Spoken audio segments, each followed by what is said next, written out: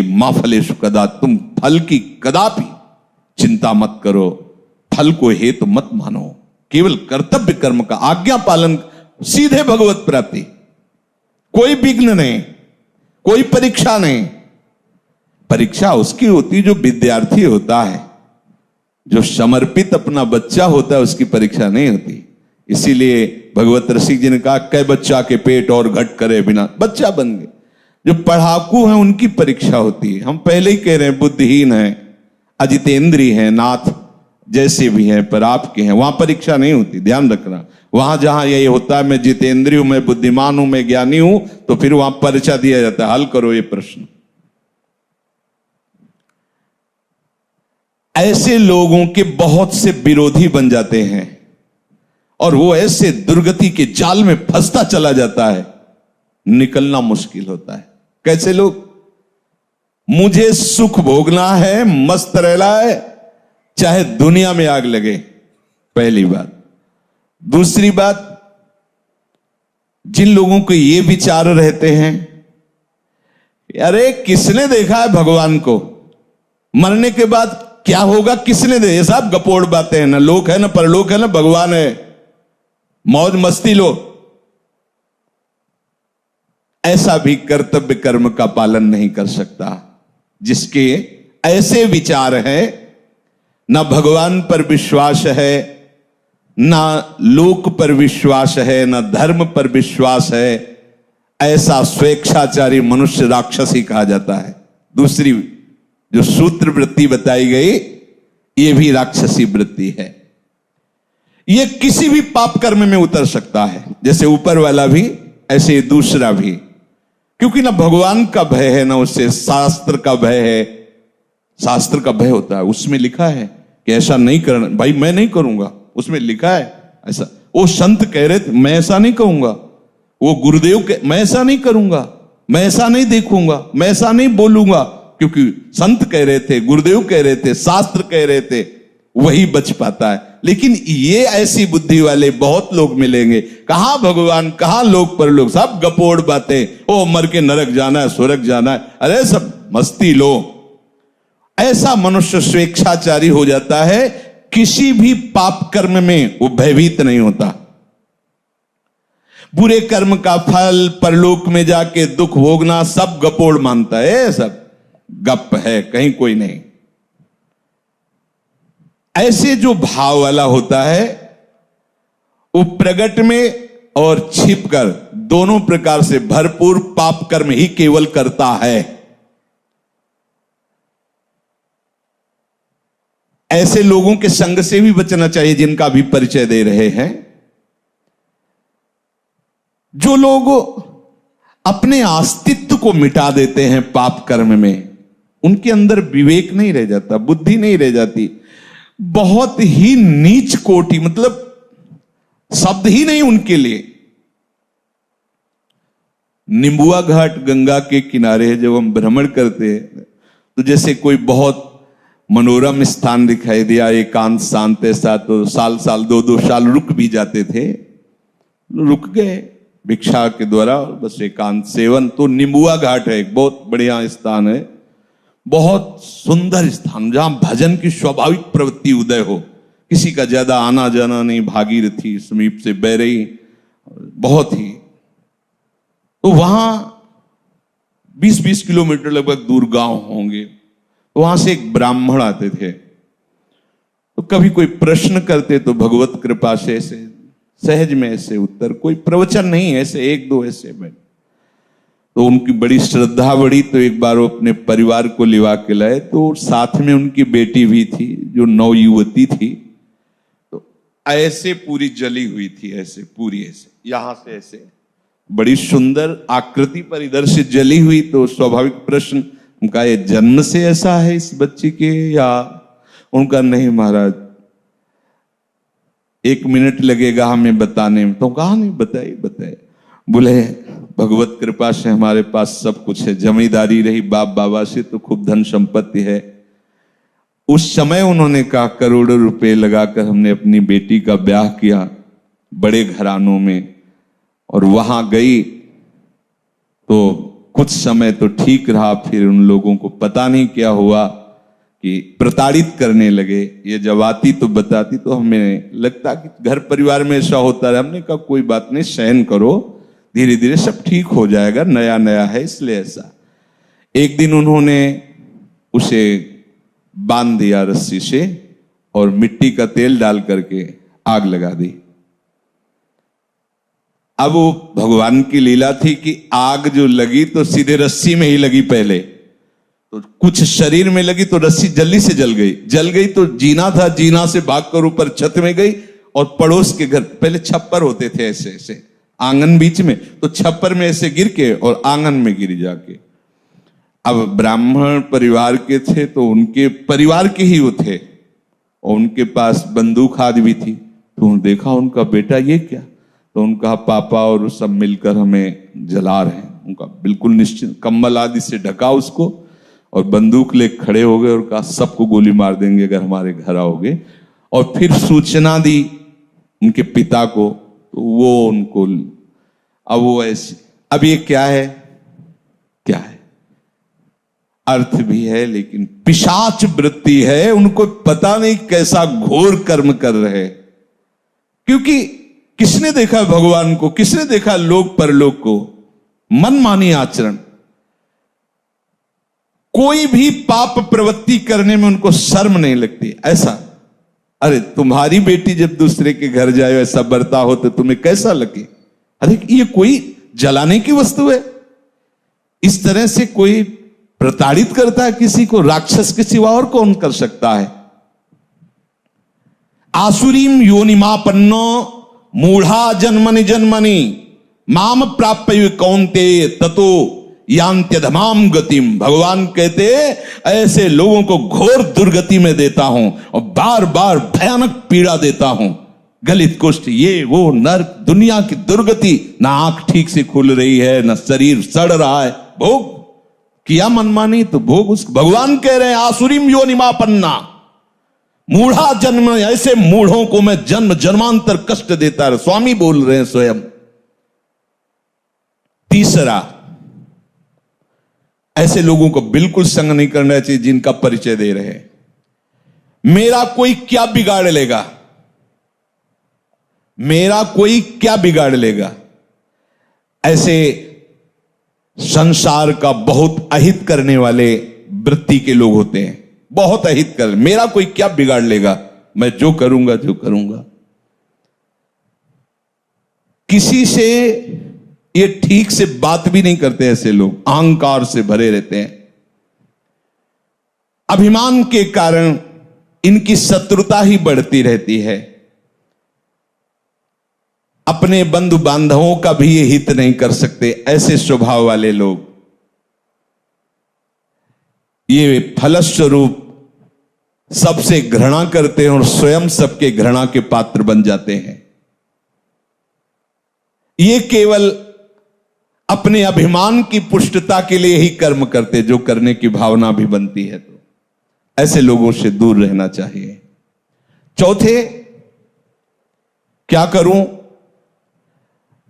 मैं तो निरुपाय हूं, सुनता तो हूं शास्त्र की बात, भजन करना चाहिए, सत्य से चलना चाहिए, व्यभिचार नहीं करना चाहिए, चोरी नहीं करना चाहिए, समझता हूं, पर मैं ऐसा कभी कर नहीं पाऊंगा।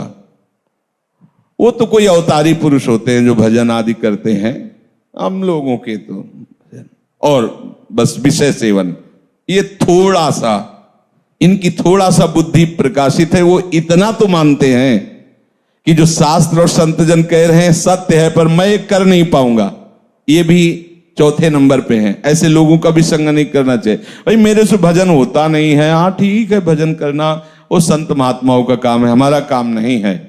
हमारा काम है केवल माया प्रपंच में फंसे रहना। तो ऐसे भी लोगों का संग नहीं कर, ऐसे लोग भी वो कर्तव्य कर्म का पालन नहीं कर सकते। क्या करूं, मैं तो लाचार हूं, पता नहीं कौन मेरे सिर पर बैठ जाता है और मुझसे ये सब करवा लेता है। मैं करना तो नहीं चाहता, पर पता नहीं कैसे हो जाता है। और बहुत सी जिम्मेवारियां हमारे ऊपर हैं। ये सब शास्त्र की बातें मैं नहीं कर पाऊंगा। हाँ, अगर कोई भगवत प्राप्ति है तो महात्माओं के लिए है, हम जैसे गृहस्थों के लिए तो नहीं। और फिर भगवान को लेकर भी हम क्या करेंगे? बुद्धि है, अगर भगवान मिल भी जाएगा तो करेंगे क्या यार? न पत्नी है, न पुत्र है, केवल भगवान है, तो क्या करेंगे हम? बुद्धि है, उतने विकास है। अब हमें तो केवल अपना जीवन यापन करना, अपने परिवार का पालन पोषण करना। ये शास्त्र की बातें और भगवत प्राप्ति और भजन ये सब हमसे नहीं हो पाएगा। क्या करूं? मैं निरुपाय हूं, मुझसे ये सब नहीं हो सकता। ये चौथे प्रकार के लोग। पांचवें प्रकार के, मैं क्यों किसी का हित करूं, किसी से प्रेम करूं? सब मुझसे घृणा करते तो मैं सबसे घृणा करूंगा, देखते कौन क्या बिगाड़ लेता है। ऐसी बुद्धि के होते हैं।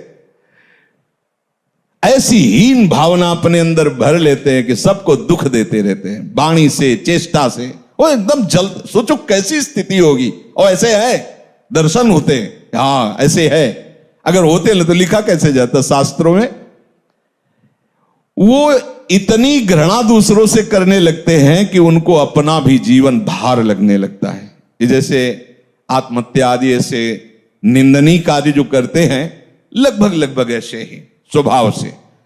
जब दूसरों का बहुत हित किया जाता है तो अपनी बुद्धि खुद निर्णय कर देती है कि इससे अच्छा है मर जाओ। और वो ऐसा उपाय करने लगता है कि यार वो एकदम निराश, एकदम हताश, अपने ऊपर घृणा आ जाती है। ऐसे लोग कुछ मिनट में आपके सारे सत्संग पर पानी फेर सकते हैं, ध्यान रखना। इसीलिए भगवान राम के वचन है, बर भल बास नरक करताता, दुष्ट संग जनि देव। भले नरक का बास मिल जाए लेकिन ऐसे दुष्टों का संग ना मिले। छठवां, क्या करूं, मैं तो बस दुख भोगने के लिए पैदा हुआ हूं, सब सुखी हैं, मेरे ही हिस्से में पूरा दुख दिया। नहीं बजता भगवान को, चलूंगा विरोध में चलूंगा, और कितना दुख देंगे। वो और उत्साहित होकर पाप कर्म करता। बुद्धि देखो कैसे प्रेरित करती है।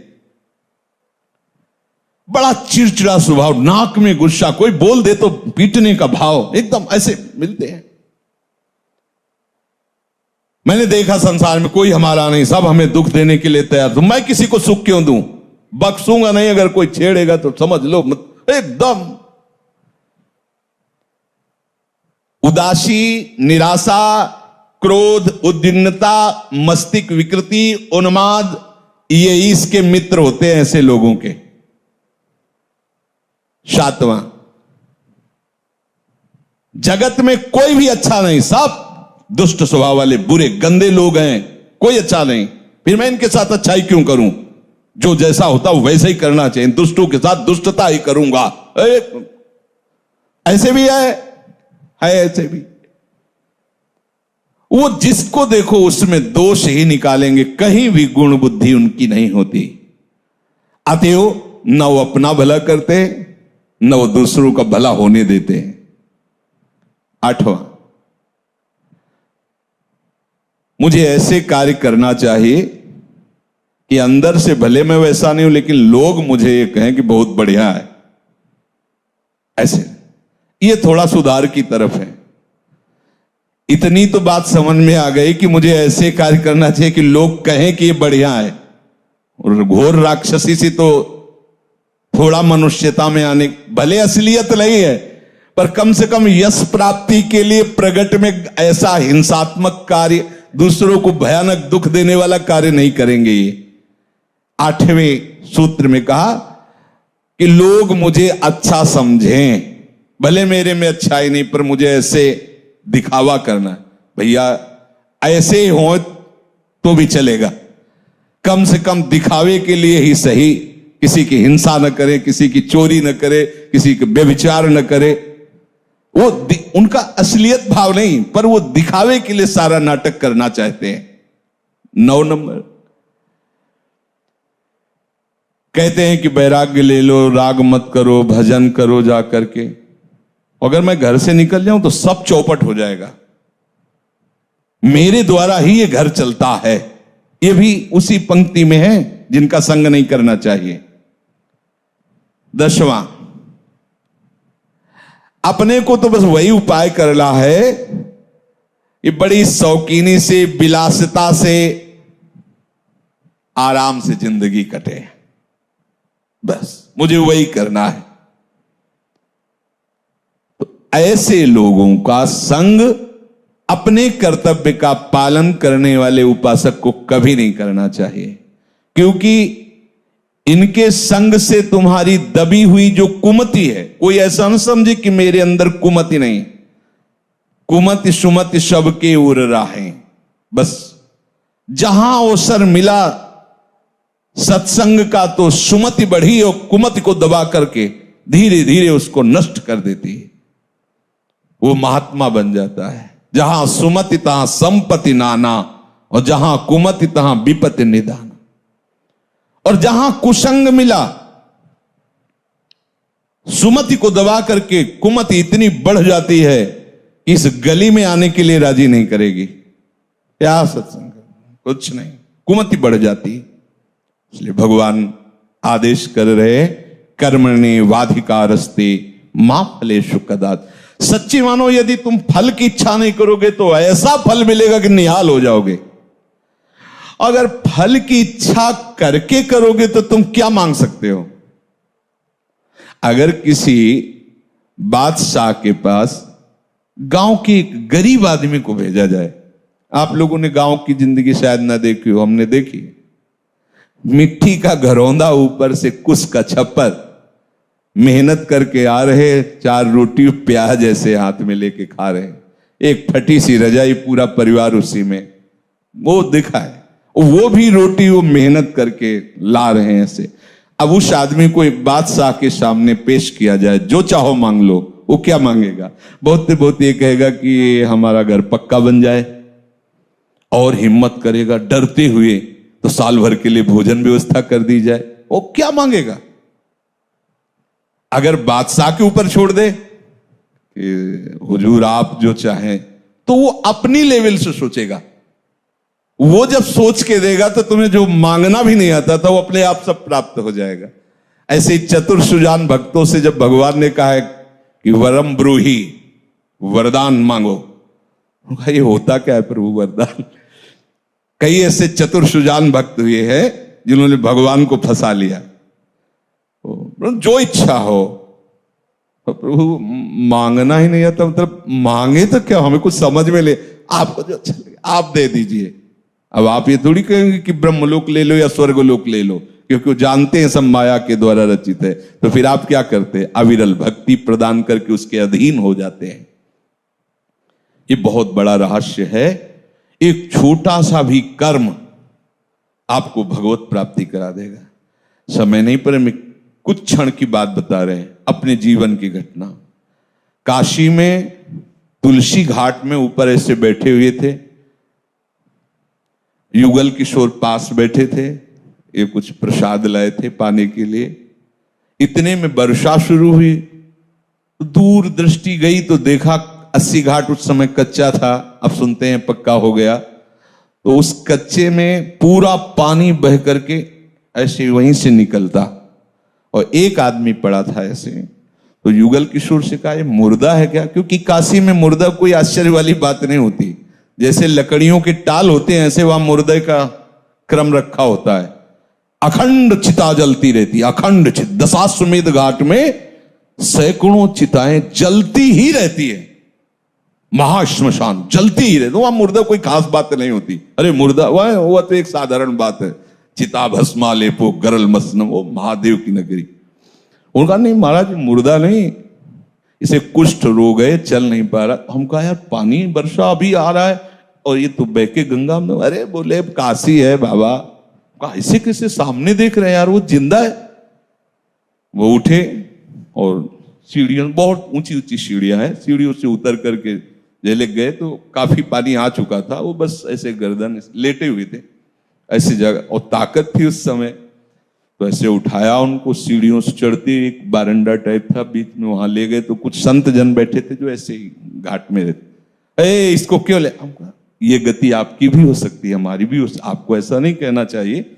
और थोड़ा आवेश में बोले तो शांत उनको लिटाया और अपने वस्त्र से ऐसे तो उनकी जो दृष्टि उस समय हमें प्राप्त हो रही थी वो हम बता नहीं सकते आपको। कुछ हो रहा था और ऐसा लग रहा था कुछ मेरे अंदर जा रहा है, मतलब एक अपार आनंद। वो जो दृष्टि से जो देख, वो बोले तो कुछ नहीं, दृष्टि से जो ऐसे जब पूछ रहे थे उनके मुख और ऐसे, तो जो दृष्टि से देख रहे थे तो ऐसा लग रहा था कि हमारे आराध्य देव भगवान शिव ही मुझे देख रहे। और जब जाने लगे तो ऐसे हाथ ऐसे जैसे ऐसे ऐसे, बस वहीं उसी घाट में स्मरण हुआ कैसा होगा वृंदावन। उसी घाट में संत आते और हमें रास में ले जाते हैं और वहीं से भूमिका बनती वृंदावन की। और ये सब एक छोटा सा निष्काम कर्म आपको ऐसी महान वस्तु दे सकता है जो किसी भी साधना से नहीं मिल सकती। इसलिए हमारे सिद्धांत में वाणी में लिखा हुआ है, सुख देवे को चाओ। ये बहुत बड़ी बात है। ये सकामी पुरुष नहीं समझेंगे कि अरे क्या, अरे ये महाफल की प्राप्ति कर, सीधे सीधे प्रभु को अधीन, सीधे प्रभु का साक्षात्कार, सीधे प्रभु का प्रेम। इसलिए इस बात पर विचार कीजिए, कोई भी कर्तव्य कर्म फल की आकांक्षा मत रखिए। जो आपको जैसे सेवाएं मिली हैं, जो भी घर गृहस्थी की, व्यापार नौकरी की, श्री जी की जो भी सेवा, ये सब केवल प्रभु की आज्ञा है ऐसा मानकर, गुरु आज्ञा शास्त्र आज्ञा की, तो आपकी गृहस्थी सेवा भी, आपको अभी जो चरित्र सुना रहे वो अपना सेन जी अपना ही कर्म कर रहे, सुपज वाल्मीकि अपना कर्म कर रहे, सब अपने सदन जी अपना कर्म कर रहे, उसी से उनको भगवत प्राप्ति हो रही। भगवान नाम स्मरण भगवत भावना से किया हुआ प्रत्येक कर्म भगवत प्राप्ति कराने में समर्थ है। शेष चर्चा आगे। श्री राधा।